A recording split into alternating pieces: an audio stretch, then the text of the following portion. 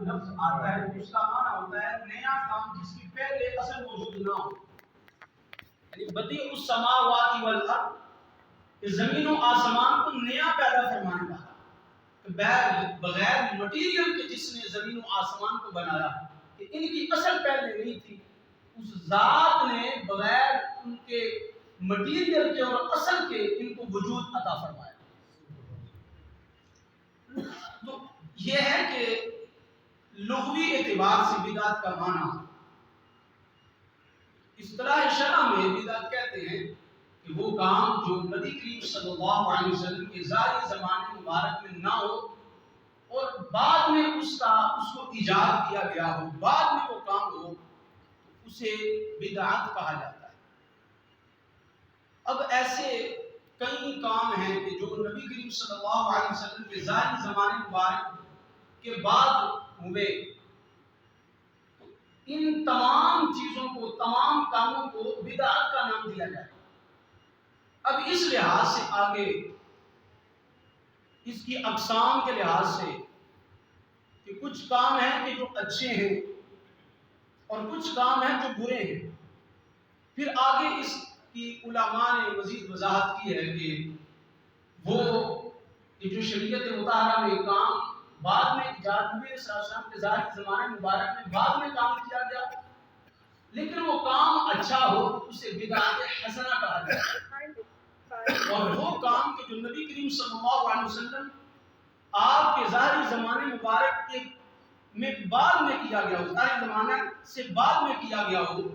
اور لیکن وہ کام برا، اس کو بدعت سیئہ کہا جاتا ہے. احادیث طیبہ میں اس کی وضاحت موجود ہے. اختصار کے ساتھ میں چند ایک حوالہ جات آپ کے سامنے رکھوں گا کہ جس کے اندر سید الانبیاء علیہ السلام نے اس کی وضاحت ارشاد فرمائی ہے اور ان کی جو اقسام ہیں وہ بیان کی ہیں. صحیح مسلم شریف کی حدیث پاک ہے کہ نبی کریم صلی اللہ تعالی علیہ وآلہ وسلم آپ نے ارشاد فرمایا کہ حضرت جریر رضی اللہ تعالی عنہ حدیث پاک کے راوی ہیں، قال رسول اللہ صلی اللہ علیہ وسلم، نبی کریم صلی اللہ تعالی علیہ وسلم نے ارشاد فرمایا کہ من سن فی الاسلام سنۃ حسنہ، فرمایا جو کوئی بندہ اسلام کے اندر کسی اچھے کام کو ایجاد کر کہ پہلے اس کا وجود نہیں تھا، بعد میں اس نے کسی اچھے کام کو ایجاد کیا، تو نبی کریم صلی اللہ تعالی علیہ وسلم آپ نے ارشاد فرمایا کہ فَلَهُ أَجْرُهَا، تو اللہ تعالیٰ اس کو اجر عطا فرمائے گا، اس کے لیے اجر ہے اس کا. یعنی بعد میں اس نے ایسا کام کیا کہ نبی کریم صلی اللہ علیہ وسلم کے ظاہری زمانے مبارک میں وہ نہیں تھا، یعنی نہ سرکار نے کیا ہے، نہ نبی صلی اللہ علیہ وسلم نے اس کو کرتے ہوئے دیکھا اور منع کیا ہو، ایسا بھی نہیں. تو نہ ہی ایسا عمل ہے کہ جو محبوب کریم صلی اللہ علیہ وسلم نے اس کا حکم دیا ہو، ایسا کوئی نہیں. بعد میں عمل کیا گیا ہے لیکن ہے وہ اچھا. میرے محبوب علیہ السلام فرماتے ہیں کہ اللہ تبارک و تعالیٰ اس کو اس کا اجر دے گا. اور پھر ارشاد فرمایا محبوب علیہ السلام نے وَأَجْرُ مَنْ عَمِلَ بِهَا مِنْ بَعْدِهِ مِنْ غَيْرِ أَنْ يَنْقُصَ مِنْ أُجُورِهِمْ شَيْءٌ، فرمایا جو لوگ اس بندے کے ایجاد کردہ کام پر عمل کرتے ہیں، اچھا کام ہے، نیک ہے، اور اس نے ایجاد کر دیا، وہ تو عمل کر رہا ہے، اللہ تعالیٰ اس کے عمل کا ثواب تو اسے دے گا، اور ساتھ میں جتنے لوگ اس کے پیروکار ہوئے اور اس پر عمل کر رہے ہیں، تو میرے محبوب علیہ السلام نے فرمایا کہ اللہ تعالیٰ ان کو،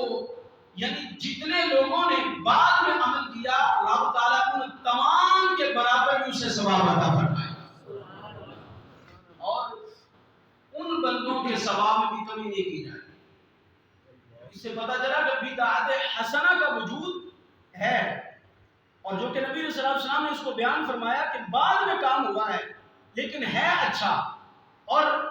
جو کر رہا ہے اسے بھی اللہ تعالیٰ ثواب عطا فرماتا ہے، اور جو لوگ اس پر عمل کر رہے ہیں اللہ تعالیٰ انہیں بھی ثواب عطا فرماتا ہے. پھر آگے ارشاد فرمایا محبوب صلی اللہ علیہ وسلم نے ومن سن فی الاسلام سنة سیئة کان علیہ وزرها ووزر من عمل عمل بها من بعده من غیر ان ينقص من اوزاره شیء. محبوب علیہ السلام فرماتے ہیں کہ جو اسلام کے اندر کسی برے کام کو ایجاد کر دے، برے عمل کو ایجاد کرے، اور اللہ تعالیٰ اس کا گناہ اسے دے گا، یعنی اس کا گناہ اسے ملے گا ایجاد کرنے والے. اور جتنے لوگوں نے اس پر عمل کیا، یعنی وہ برے ایجاد کرنے والے کام، یعنی جس نے ایجاد کیا تھا اس کو تو گناہ ہو رہا ہے، اب جتنے لوگوں نے اس پر عمل کیا بعد میں وہ برے فعل پر، تو میرے محبوب علیہ السلام فرماتے ہیں کہ ان تمام کا گناہ بھی اسے ملے گا، اور ان لوگوں کے گناہ میں بھی کمی نہیں کی جائے گی. یعنی ان کے مثل اسے بھی گناہ ہے کہ جس نے اس کام کو ایجاد کیا، اور پھر ان لوگوں کے گناہ میں بھی کمی نہیں، یعنی ان کو بھی ہر ایک کو اپنے برے عمل کا گناہ ملے گا. تو اس سے یہ پتہ چلا کہ اگر کوئی اسلام میں اچھے کام کو ایجاد کرتا ہے تو اللہ تعالیٰ اس کو اس کا ثواب دیتا ہے، اور اگر کوئی برے کام کو ایجاد کرتا ہے تو اس کا گناہ اسے ملتا ہے. تو یہی اسی حدیث پاک کو مد نظر رکھتے ہوئے علماء نے بیان فرمایا کہ بدعات کی بھی جو اصلاً یعنی ابتدائی دو اقسام ہیں، ایک کو بدعت حسنہ اور دوسری کو بدعت سیئہ کہا جاتا ہے.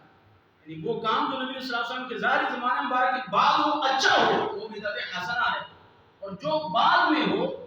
اور ہو برا اسے بدعت سیئہ کہا جاتا ہے. سید الانبیاء علیہ السلام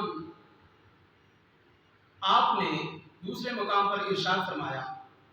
حضرت جابر رضی اللہ تعالیٰ عنہ حدیث پاک راوی ہیں، آپ فرماتے ہیں قال، آپ نے فرمایا قال رسول اللہ صلی اللہ علیہ وسلم، کہ نبی کریم صلی اللہ تعالی علیہ وآلہ وصحبہ وسلم آپ نے ارشاد فرمایا، اما بعد وان خیر الحدیث کتاب اللہ، کہ سرکار دو عالم صلی اللہ علیہ وسلم نے حمد و ثنا کی بات فرمایا کہ بہترین جو کلام ہے، بہتر کلام، سب سے بہتر حدیث جو ہے وہ سب سے اللہ کا کلام ہے، کتاب اللہ ہے. بہتر کلام سب سے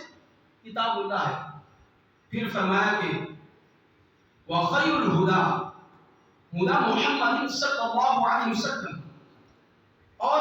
بہترین جو ہدایت ہے وہ نبی صلی اللہ علیہ وسلم کی ہدایت ہے. وشر الامور محدثاتها، کہ محبوب علیہ السلام نے فرمایا کہ جو یعنی برا عمل، سب سے برا عمل وہ ہے کہ جو نیا کام ایجاد کر لیا ہو، یعنی نیا جو کام ہے کہ جس کا وجود پہلے نہ ہو، وہ سب سے برا ہے. اور سرکار نے فرمایا وَكُلُّ بِدْعَةٍ ضَلَالَةٍ، اور ہر بدعت، ہر جو ایجاد کرتا نیا کام ہے وہ گمراہی ہے. اب اس حدیث پاک سے چند لوگوں نے اس کا مطلب یوں سمجھا کہ جو کہ نبی صلی اللہ علیہ وسلم نے فرمایا کہ کل بدعۃ ضلالہ، ہر بدعت گمراہی ہے. تو کوئی بھی نیا کام جو کہ نبی صلی اللہ علیہ وسلم کے ظاہری زمانے مبارک میں نہ ہو، بعد میں وہ کیا گیا ہو، کوئی بھی ہو، وہ گمراہی ہے، کیونکہ نبی صلی اللہ علیہ وسلم نے فرما دیا کل بدعۃ ضلالہ، ہر بدعت گمراہی ہے. تو اس سے چند چیزوں کی وضاحت ہوئی کہ آپ اگر دیکھیں کہ کئی ایسے کام کہ جن کا وجود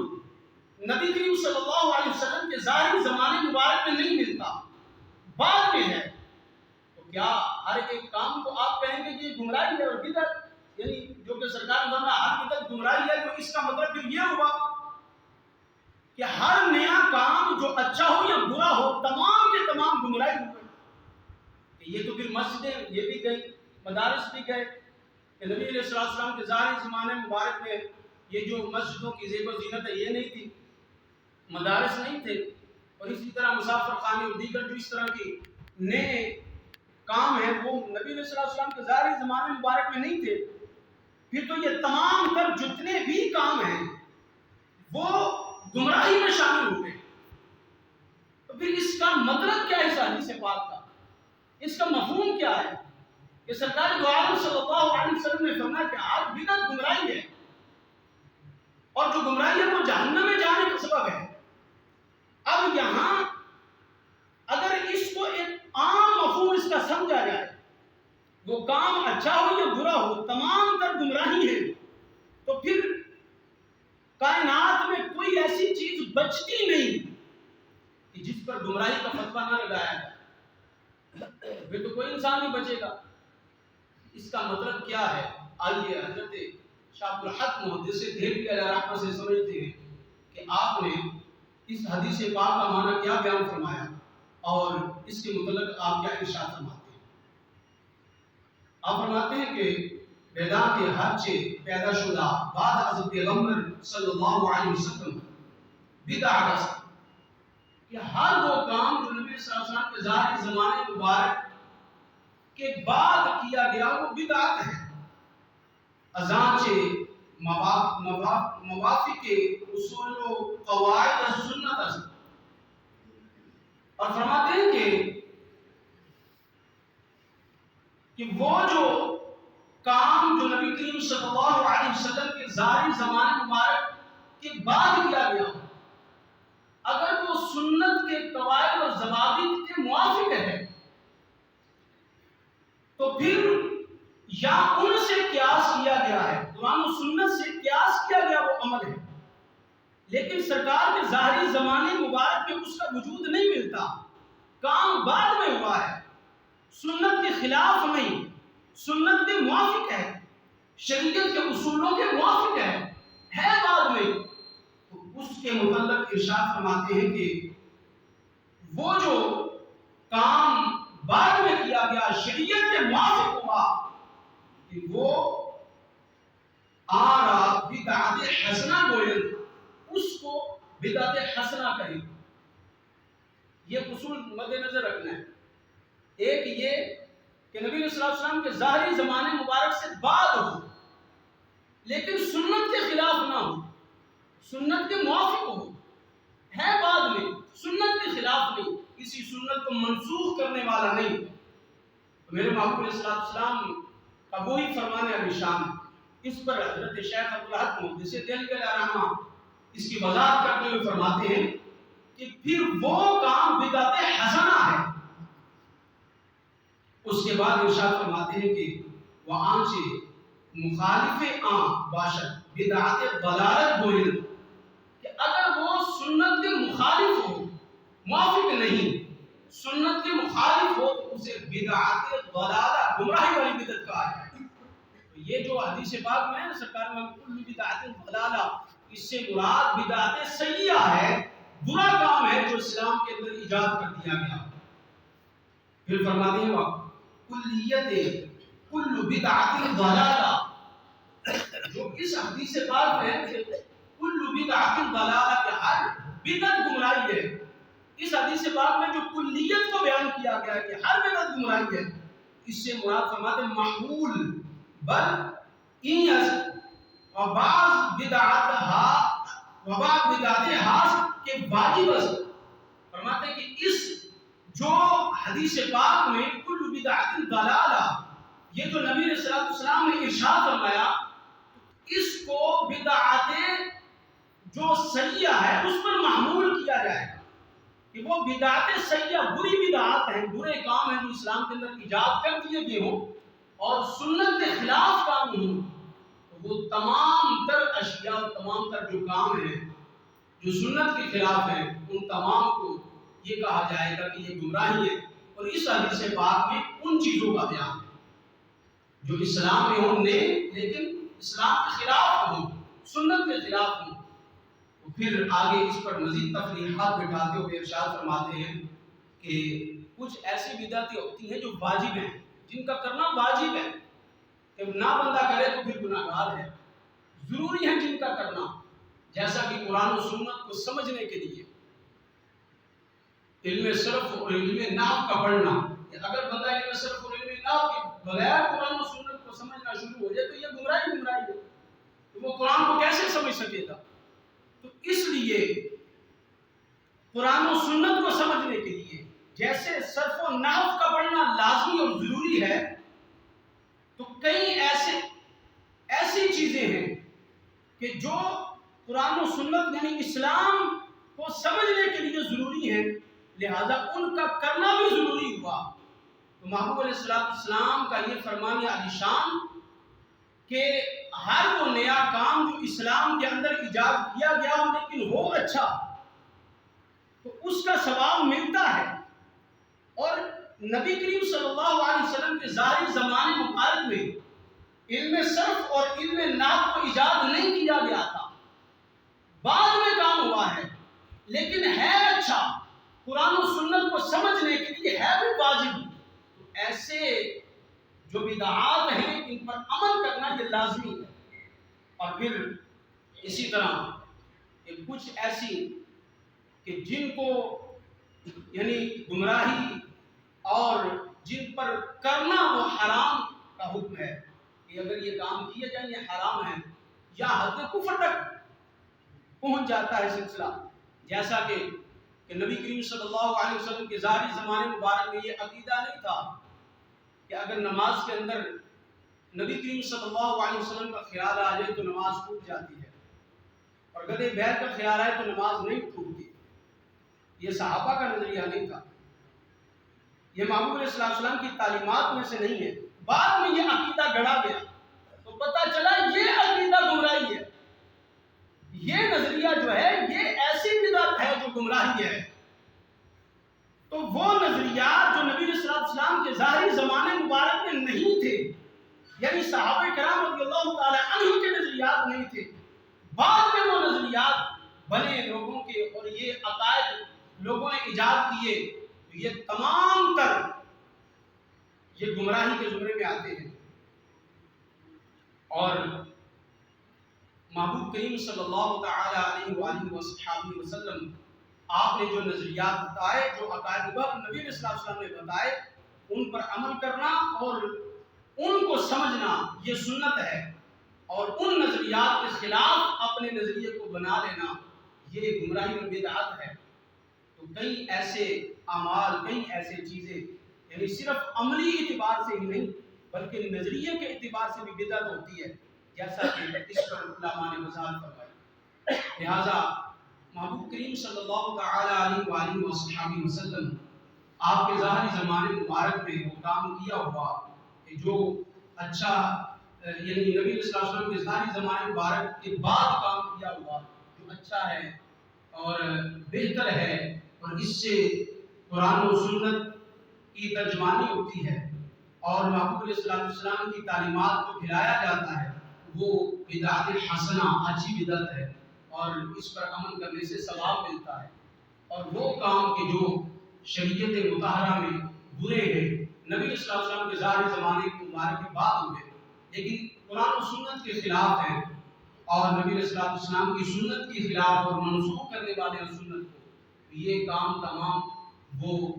بدعات سیئہ میں آتے ہیں، بری بدعات میں آتے ہیں۔ یہ سید الانبیاء علیہ السلام آپ کی تعلیمات میں یہ بات شامل نہیں ہے کہ ہر بدعت وہ یعنی اچھی ہو یا بری ہو، وہ ہر کی ہر وہ گمراہی ہے، بلکہ محبوب علیہ السلام کی تعلیمات میں یہ چیز ہے کہ اگر اچھا کام کوئی ایجاد کرتا ہے اسلام کے اندر تو اللہ تعالیٰ اسے ثواب عطا فرماتا ہے، اور اس پر عمل کرنے سے اللہ تعالیٰ ثواب عطا فرماتا ہے۔ اللہ تبارک و تعالیٰ اپنے حبیب کریم صلی اللہ علیہ وسلم کے توسل سے ہمیں دائرے کی سعادت نصیب فرمائے، اور جو کچھ بیان کیا اللہ تعالیٰ قبول فرمائے، غلطی کوتاہی اللہ تعالیٰ